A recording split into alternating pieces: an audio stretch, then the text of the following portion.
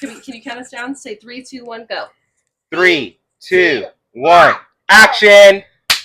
So let's dive into week 2 of Big Brother 27. Previously on Big Brother.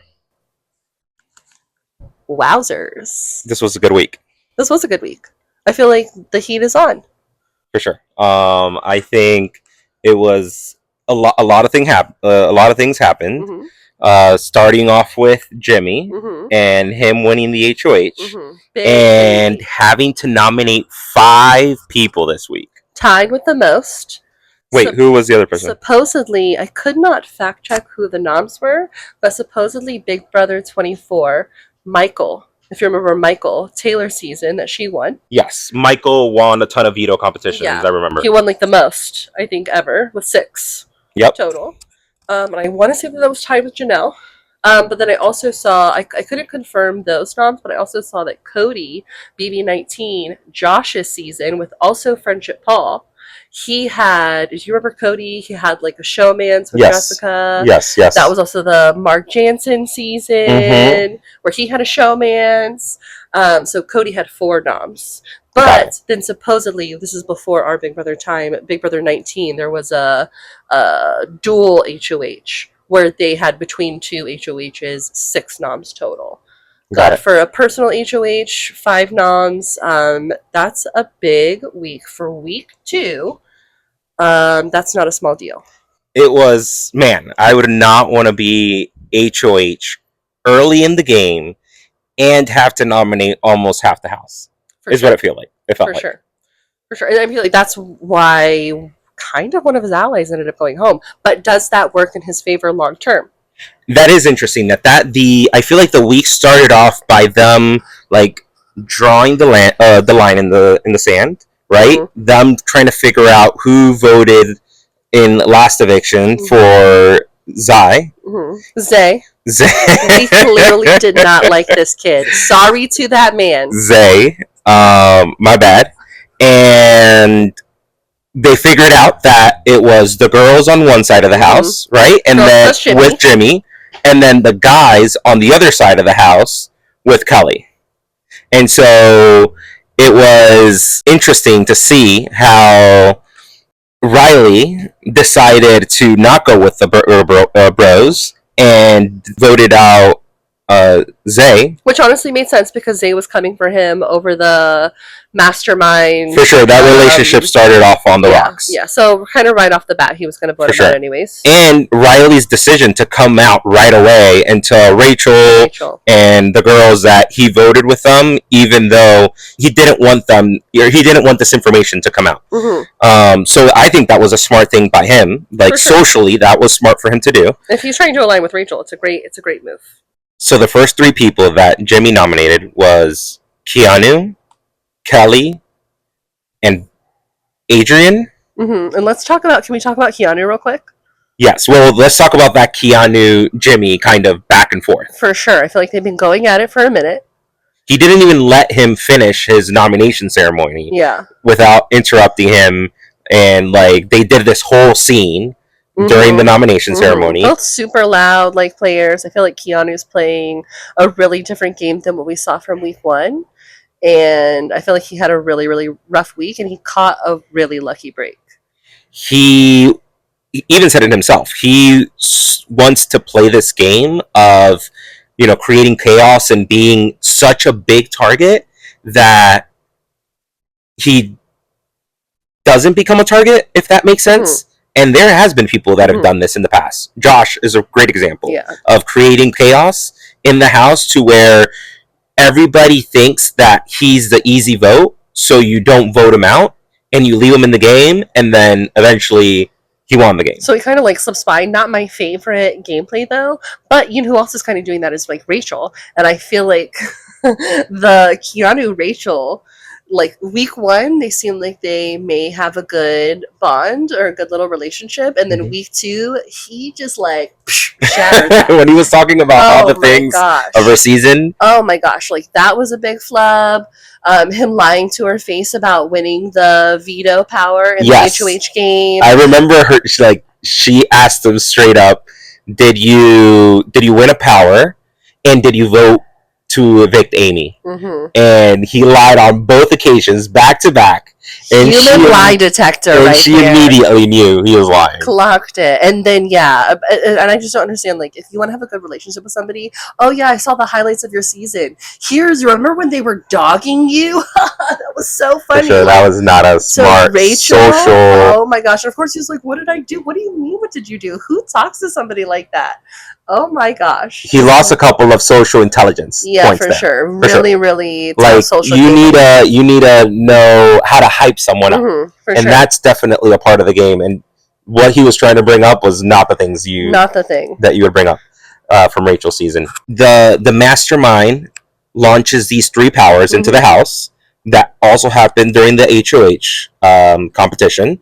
And Keanu wins one of them. He wins the veto. He uses it at the veto meeting. And he brings back an old house guest. Yeah. Which I thought, you mentioned Michael. I thought Michael could have been that person. That would have been a good person. He won 6 vetoes in his season. And so Casey is who comes back. Definitely a comp beast. That was cool. It's cool to see Casey. Like, Casey is never going to disappoint. And, like, but how? How is Casey so good at that? It's really a skill. She's really just a skill. Ultra competitive. Like, there's people that when it comes to, especially in that sort of competition, because there's, if it's a puzzle, it's very different, right? But when it's like straight physical, just she's great at that. And she showed why she is the comp beast in vetoes. But Keanu catching that lucky break, like, how in the world is your ass on the line and you're going to let go of a button? I'm so sorry. Yeah, he didn't even deserve Casey in that moment. I'm sorry. If he lost that veto, he deserved it. Oh my gosh, lose it on merit, but letting go of a button. I'm so sorry. Yeah, I'm so sorry. He really did catch a lucky break. He had such a tough week. It was really hard to watch. I also don't like that kind of gameplay. I love seeing the evolution of somebody like Josh. I'd love to see him evolve. I'd love to see Keanu evolve during the game. Because I just don't think that the gameplay works as well. And I think somebody who's doing it better by somebody who has a target on their back but is kind of using it to float by and making really great relationships without being so loud is Rachel. Like, that is like Rachel. For sure. Her strategy right now is to have as many targets in front of her as possible. And so, yes, she's going to want to keep Keanu around because Keanu right now is making himself even a bigger target. So that's a shield for Rachel. And I can see her wanting to keep Keanu in front of her so that at least she can make herself also last longer in the game. Because if you eliminate Keanu, then who's the next big target? You never want to be the biggest target. You never want to be the biggest target. There's also, possibly after this week, there's a case for Jimmy. And so, but let's talk about the noms, and then we'll get back to the case for Jimmy. Yep. The second nom after Keanu was Kelly. Yes. Kelly also wins. She also won a power. She won that second chance veto. Which she also uses. She also used, I think that was smart of her to do, because once Keanu took himself off the block and is replaced with Amy, then all of a sudden, I think Kelly is the biggest target on the block. And so if she didn't use it, she was most likely probably going to be the person that was going to get voted out. I guess my only thing is, like, was it too soon? And I get what you're saying, like, never go home with the power. You say that all the time with Survivor too. It happens all the time. She did have another opportunity with the Blockbuster. And so that's why I was just thinking, like, there was 2 opportunities, I guess, for her to make sure she came off the block. But I guess. I understand where you're coming from, but I'm of the belief that if you have a way to make yourself safe. What were you saying? So people should know that our son is walking in and out. So if you see some cuts, that's the reason. We're doing an emergency daytime recording where we have a 4-year-old who really wants to be involved.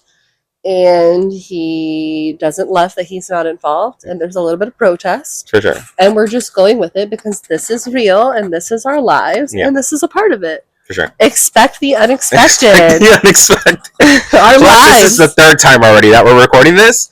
Might as well. We might have to do 4. Our lives are expect the unexpected. No, we're not. We're going to jump right into it. We're going to jump right into it. So, Kelly. We were talking about Kelly. Her using her power. I think it was a smart thing for her to do, to use her power, because as you mentioned as well, you don't want to go home with a power in your pocket. Mm-hmm. So Keanu takes himself off the block. I think the house early on in the week is divided between girls and Jimmy Mm-hmm. and boys and Kelly. Mm-hmm. So Keanu was the target. Once Keanu takes himself off the block, who remains? Adrian of the Mm-hmm. boys, Mm-hmm. Kelly, who's with the boys, Mm-hmm. and then the replacement nominee is Amy. And you would think, okay, that's a pawn that he put up. So great move by Kelly using her power for that second chance veto, which she won. Props to her. She also takes herself off the block. And then this is when Jimmy has to nominate yet another replacement nominee. And this is where I think there's a shift Mm-hmm. in the game this week where he nominates Will. And so Will is now on the block, but people from what's supposed to be his side, Mickey, Morgan, they are not on board with getting Will out Which this is week. so interesting because Will is really, at least for week one, he was not on their side. And they really did start campaigning against their own number. And I think that's a really interesting choice that I think we've kind of talked about, is that I think this is the season of shifting alliances. And I think the girls the girls plus Jimmy, they worked really well together on week one. But they're going to continue to shift. And I think that Rachel has a big part in that because people are not going to want to play Rachel's game. They're not going to want to fall in to whatever Rachel's plan is. And I think that's going to be the ultimate downfall of Rachel if she's not careful. I feel like we didn't talk about the third power. And that was Mickey winning. Mickey won the third one. And how interesting it is that Mickey only told Morgan and did not tell Jimmy, who was in their triple threat, saw it coming. And her power, just to real quick, it's the HOH takeover. Mm-hmm. So she's the one that can steal the HOH power, and then the person that's the HOH is being taken from has, I think they said, like 3 minutes to interrogate Mm-hmm. people. And so if she's not found to be the person that has this takeover power, then she becomes HOH. Mm-hmm. So there is also a little twist For sure. within this power. Yeah. And I think that was also why she can't tell so many people. But Of it course. also just goes to show like how much trust there is in that triple threat alliance. And as you There said, isn't any trust. It shows when he nominates Will and how hard they go for Will. And that's why I also think you talked about there being a line drawn in the sand between girls plus Jimmy and boys plus Kelly. But because I think it's going to be a season of shifting, every weekend the alliances are, or every week the alliances are going to shift based on what works best for each duo's individual games. That's what I agree with that. I think this season, big alliances are not going to work. They might work from 1 week to the next. 1 week to the but next. They're not going to be long-term projects that people are going to be 100%, and like immediately we can see that off the bat just because of even what just happened. The Hamburger Boys, they're a complete mess. For sure. From the get. Riley didn't trust Zai and voted with the... Is it Zai? His name is Zay. Zay. Okay. We need to have a little ding. Ding, for sure. Then there is also, the Girls Alliance, which immediately voted out one of their numbers. So Amy is voted out this week. Such a choice. Because people didn't want to get rid of Will. Mm-hmm. Maybe if it would have been Adrian, they could have maybe gone for... that would have been interesting to see what would have happened between Amy and Adrian in an Adrian vote. Mm-hmm. But the majority, or at least Mickey and Morgan, were not on board on getting Will voted out this week. And it is interesting that they also didn't do this behind Rachel's back. They went ahead and they told Rachel, because even Rachel was in the know and voted for Amy as well. Playing a really good, honest game. And I feel like that also stems from Morgan and Rachel being in the Heavy Hitters Alliance. Because you've got, remember, Morgan, Rachel, Jimmy, Zach, Vince. Is that 5 or was there 6? There's 6. And Riley. Is Riley in that? Okay. And Riley as well. And Riley. And I remember, I think that was the alliance that Rachel walks into it. And she was like, I'm dressed all black for the funeral because I know you're about to evict my friend. Yep. And so getting Rachel on board is such a choice, because if they hadn't told Rachel, all hell would have broken loose in the girls' alliance. And so such a smart, thoughtful move. I am still so team Mickey and Morgan. I think they're playing such a powerful game. And even though, you know, I don't know that I necessarily agree. I'm interested to see how maybe their relationship with Will evolves, because clearly they have something going on with Will that I don't think has like fully formed yet. Because voting out a number for themselves is not a small thing, but I think they really did it strategically to vote out a number for Amy. Or they did it strategically to vote out a number for Rachel. For Rachel, yeah. Well, it was so clear that Rachel and Amy were a duo from the get. It was, you know, what were they called? The Mom Squad? Mom Squad or something like that. Wait, let's talk about the other duos in the house. So there's Vince and Kelly. There's Morgan and Mickey. There's Catherine and Lauren. Catherine and Lauren finally showed up. Catherine and Lauren are doing their, like, they realized that all these alliances are forming and that them two have a connection. They're doing something. And they created their own little duo. And they're showing me that, you know, last week I kind of relegated them to showmances, and that was unfair of me. Let's see them do something. Let's see them. They woke up. They're in the game. They're maybe not strong, but they could be quiet. They could be little quiet strikers if they're okay. And they're a duo of votes can shift an eviction. Absolutely. Easily. They're a good duo that maybe Morgan and Mickey can appeal to, maybe some of the boys. Wait, although, can we talk about, you just said Morgan and Mickey, but it is funny how Morgan has, I feel like, 2 duos. So she has Mickey, but then on the other side she has Zach, which I'm not going to call a showmance this early, but they got something going on. There's a little connection happening there. A moment for our girl that we're losing to the dark side of showmances. I literally saw that come across the screen, and I was like, no. I think that's Morgan. If that happens, strategy, though. Good strategy for her. I love her, so I'm all on board. I'm Team Morgan and Mickey. I think they're doing a great job spreading themselves out to have a good base, because clearly they're getting the boys in their pocket with Will, with Zach. Getting Rachel to agree to vote out her own alliance was so interesting. Speaking of the Mom Squad duo, is Amy leaving now an opportunity for Jimmy to move into that space as Rachel's duo? I think Jimmy needs to try and connect with Rachel. Week 1, remember when she said, oh yeah, you should definitely go ahead and put yourself out there on the veto meeting and confront Keanu. She was doing that thing again of trying to create bigger targets in front of her. And who knows, maybe that is going to be Rachel's, like, Rachel should probably stick with the chaos people. So something with Keanu and something with Jimmy.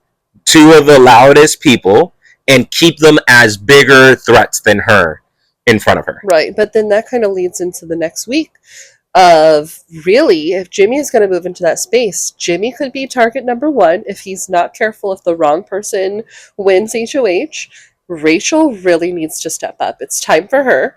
After you nominate 5 people in a week, you better watch your back, because everybody, or all those people, have an easy excuse to put you up as a nominee. And once you're up on the block, you're like, you've already shown a reason why you could be a potential threat. You already won a competition. He won the first one too, where he was the one that decided the 4 people that were going to be competing for the HOH competition for the first week. Did. Like he's winning. He's building himself a little resume, which can easily, like, if he's on the block, people can take that shot and maybe try and take him out. Maybe his thought is to also hide behind Rachel, but Rachel can hide behind him. But I think it could be a little tricky if Rachel doesn't win HOH, or if they don't spread their alliance a little. Maybe we might even see her try to form a different alliance with a larger group, just to try to hide behind, so she has more of an opportunity to protect herself and Jimmy for week 3. Because if she doesn't win, they could both find themselves on the block. Yeah. If they're not careful. Or if somebody, like, I would love to see Morgan win, but what side does Morgan choose if Morgan wins? If they're already aligning with the boys, could Rachel be in trouble this early on? She would have to show her true colors and who she really is aligned with. But Rachel is definitely in trouble if she doesn't win HOH. I think there's quite a number of people that would be brave enough to nominate her. I don't know why I found this funny, or I chuckled a little bit when Julie wished Godspeed to Amy. Why? I don't know that. What was that? She just said Godspeed to her? Yeah, she was just like, Godspeed, Amy. Like, I don't know. What did Amy do to her? I don't know. Is there beef between Amy and Julie that we missed? I think it was because maybe she took too long to come out of the house, and she was like, Amy, come out of the house. Like, you're taking too long. Okay. So she, like, had a quick little interview because they had to pretty much cut out, I think, her full interview, and she was just like, Godspeed, Amy. Good luck. Okay. I guess Julia really doesn't like it when you don't follow the rules and come out on time. You know, you get evicted, you have a couple of seconds, call it half a minute, to say your goodbyes, grab your bag, and come out of the house. You're not supposed to have 5-minute hugs with each and every member of the house. You know what? This is something, like, we're having a really difficult time working through our emotions with the evictions in this house. They need, like, a grief counselor to help them through these evictions. It's not an easy game. Zach having an emotional breakdown week 1, which is why I'm not convinced on the Zach and Morgan alliance. I think Morgan could, like, wipe the floor with him if he can't get it together. I totally get having emotions, and I'm not saying he can't have an emotion, but oh my gosh, sobbing over a man that you met 6 days ago on the very first week is just overdoing it. He's in touch with his feelings. Okay, but that was too much. He's allowed. Have a single tear. He's allowed to show his emotions. I'm not saying he can't show his emotions. He's welcome to his emotions. You were giving him a hard time because he was crying on week 1. This wasn't his final 2 alliance, making it to the last week before they go to the winners. Like, this was not it. It was week 1. Zach, it was too much. You cried, dude. If that's how you want to express your emotions, don't let anybody tell you differently. I'm sorry. It was way too much. And I just think he needed some grief counseling. And then you have Amy, who's taking her sweet time getting out of the door. Sure. Like, well, she was also just, like, sobbing and crying in people's arms before she walked out. Week 2, they need to have a pep talk. They need to get a grief counselor in there for evictions so we can get it together, people. Yeah. It's just never, it's deep, but it's not, like, that deep. It's a game. And then I think CVS is listening in because last week... Oh, CVS is watching our videos. We know somebody out there is watching us and like, what's up? That's definitely one of the views that we're getting because last week we talked about Derek and Taylor, and out of nowhere, Derek and Taylor are now going to start a podcast of their own, or a show. Their own show, yeah. I think it's an interesting pair. I think they have 2 totally different perspectives on gameplay. It's called BB, or Big Brother Unlocked. Okay. I don't know if they necessarily have the chemistry because I think that their gameplay is so different. But there were 2 players that played excellent games. Yeah, well, they're 2 players that won, and I think that's really all that matters. It doesn't. I sometimes hate on certain types of gameplay. But winning in Erica's one itself of my favorite, but is an at the end of the accomplishment. day, it's how you win, and it's the cards that you're dealt, and how that strategy works out for you. So, but I will say that we probably won't be tuning in, not because we don't want to see it, but because this is way too much content for two parents to absorb. I feel like I'm going to be tested. For sure. We might, though, if we run into some clips online, hopefully. For sure. We're all about that. But sitting down and watching the full show, I feel like a whole extra Big hour Brother in itself is a big commitment. Yeah. For anybody to watch. Yeah. You're watching at least 3-hour episodes in a week. I think it's even more, because I think 2 episodes a week are 90 minutes. And this is coming from the people who 10, almost 15 years ago, we would watch the live feeds. We would watch the Big Brother After Dark, and that would be our background TV at home. Constantly. We would set up a little sleepover. Because we would record the episodes. Mm-hmm. And so even if we didn't watch them that late in the night, if the next day we got home from work and we were just chilling and hanging out, we would just throw on some Big Brother After Dark and just watch that. Mm-hmm. While we were cooking dinner, while we were doing pretty much anything. Just like literally background noise. I remember like Twitter was a thing, and we would like be on Twitter, like seeing, oh, this is what's happening on the rest of the live feeds. Like, oh, let's turn on After Dark. We'd have like, all the lights off, just like chilling and watching it. So we know about a time commitment, but obviously it's a lot harder for us this time around. Like, we're playing a little bit of catch up. It's going to be a little bit different, but hey, we're also creating content ourselves. Yeah. So this is a time that we could potentially be watching it, but we're doing this. But algorithm, hit us with some clips. I'd love to see some of their CBS. Keep watching. For sure. Thanks for tuning in, CBS.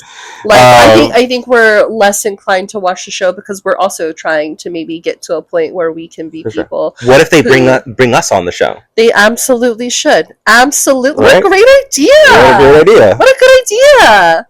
You hear that? That's such a good idea. Now, I think we should end off this episode with predictions for week 3. Okay, I would really love to see what a Morgan HOH would do. Morgan as HOH for sure would cause her game at least to have to be clarified as to who she's aligned with, who she's targeting. New lines, shifting. I think that would validate what I'm saying about the shifting because of who she's finding herself aligned with. But I also don't know if I want to endanger Rachel. That's who I was going to pick. So I feel like I would like to see Rachel win HOH. I would love to see what she does with it, how she navigates a game after she wins HOH. Although I don't think she's even going to go for it. But can you even imagine if she did win an HOH? I don't know if she's going to. I think she knows she has to win. I don't think she's safe enough to not win. But yeah, can you right. imagine, like, what if she won and then Mickey came out with her secret HOH power?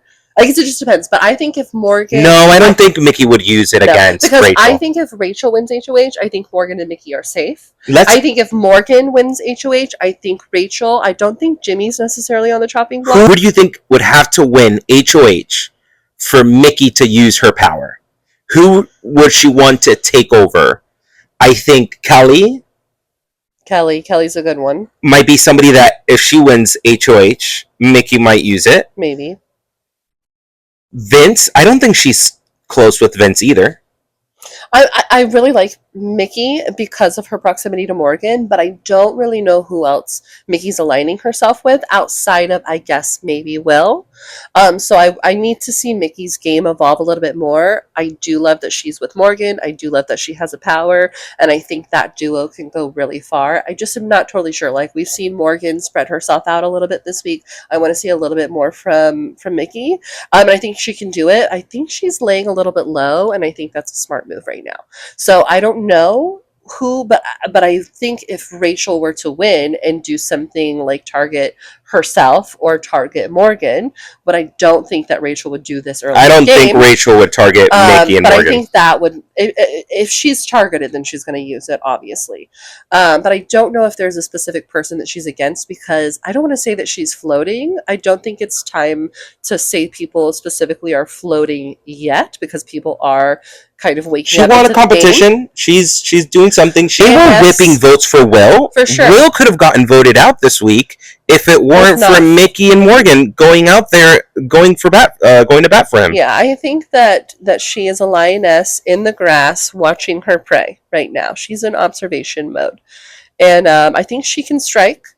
And I think we're going to see her strike like week 5 or 6. Week 5 feels like a strong Mickey week for me. Maybe we'll come back to that prediction. But I will say, on the quick topic of floaters, what is up with our girl Ava? I love it. They did that whole scene of her like in the gym doing. And she'd go and she'd be like, "Okay, guys, I'm good." Seems like she could get herself injured. I love it. I could for sure. She's gonna hurt herself, but it was good television. That's a strategy in itself. Like, show weakness. Mm-hmm. People not consider you a threat at all to win a competition. Mm-hmm. So a lot of times, those are the type of like house guests that can last long in the game because they're a vote. You don't think that you could ever lose a veto or a HOH against them. Mm-hmm. So you want to keep those people around to, even the people that are not as strong, mm-hmm. they feel like they can at least beat her. And I feel like she's in a good spot because she's not necessarily somebody who could be considered a pawn, because you've got Kelly who put herself out there on week 1, and now look at her. She's the go-to pawn of the season, which is just like, That's why that strategy for Kelly was so bad. Yeah. To put herself on the block so early in the game, that only leads to your name being called more and more because, hey, you've already been on the block. Easiest target of all time. So I guess I do agree her using that power was smart because it gave her 3 chances to pull herself off of the block. But I think that she kind of covers for a person like Ava right now for a pawn position. I don't know that I want to see her in power, but she could also be a threat this week about somebody who's potentially in power. My last question, though, is that last week you said that you were really feeling Keanu on a scale of 1 to 10. How much are you feeling Keanu now? Keanu's gameplay has definitely gone down because I don't like that. That's not a style of game that I would ever employ in Big Brother. Mm-hmm. I feel like he's making himself too big of a target. He's doing things that are just a little too out there, and he might get himself voted out. For sure. As we've learned historically, threatening everybody in the house has literally, very rarely ever worked in the history of mankind, but especially in Big Brother. I think it's only worked a couple of times, and there's a reason for that. I don't think people are really receptive. So I would go more now that I am favoring Zach and Will, which were still 2 other people that I mentioned last week. I feel like those are the 2 that are playing a game. Like, Will clearly socially has put himself in a place where Morgan and Mickey want to save him. That's the type of play that I would do. Like, I would try and surround myself with people that were trying to keep me safe. Mm-hmm. And that's a great way to play. You socially make yourself likable enough to where people are like, no, we want to keep you around. Zach is also in that group. I would like to maybe even see a little Morgan, Mickey, Zach, and Will alliance. That could totally happen. That That's would exactly what I was thinking. Because Morgan has a relationship with Zach. Morgan and Mickey have a relationship with Will. Will and Zach have a relationship from the Burger Boys. Mm-hmm. So I think that would be a great... I might see that form this week. A great little group. Totally my guess. And then my last little shout out that I'd like to make is the wallpaper of the week. Our girl Ashley, she hung low this week as she needed to after Showergate.